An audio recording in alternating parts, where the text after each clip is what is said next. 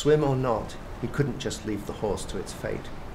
Wrapping his fingers around the knife, he took a long, deep breath and ran into the sea. It was so cold it made him gasp. The moment he did so, a wave smacked him in the face and he swallowed a mouthful of seawater. He coughed and spat it out, and while he was doing that, another wave did the same thing again. The knife was torn from his fingers and went spinning away before he could grab it. But he kept going, digging his feet hard into the sand and pushing himself forward against the current. And then there wasn't any sand anymore. He was swimming, or at least not sinking. Up and down in the water he went, flailing with his legs, thrashing with his arms. A wave lifted him up, a second submerged him.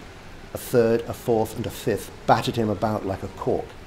Then, just as he was thinking he'd never make it, his fingers brushed against a strand of long, coarse hair. It was the horse's mane. He clutched it tight, hauled himself forward, and locked his arms around the terrified animal's neck. It reared upwards, bellowing with fear, but Flip held fast, bouncing back and forth against its massive shoulders like a ping-pong ball against a bat. When the horse twisted its head around, he could feel its hot, wet breath against his face. Without thinking, he reached out and placed its hand on its muzzle, directly above its nostrils. For just a few seconds the creature calmed, its breathing slowed and its eyes grew less fearful.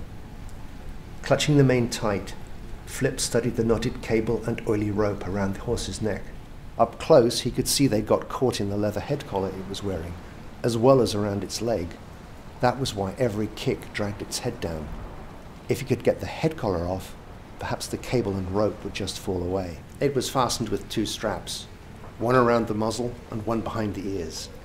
He reached out and unbuckled the strap around the muzzle. He'd been right. The ropes loosened a little.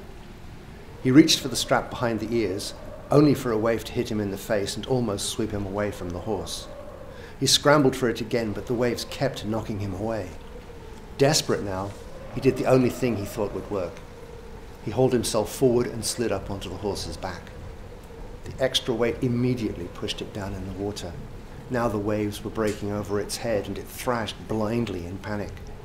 Grimly determined, Flip thrust his left hand under the leather strap and with the fingers of his right hand turning white from the cold water, worked the second buckle loose. Instantly the head collar came apart and the ropes and cables dropped beneath the waves. Finally free, the horse reared up, water sluiced from its mane and its back.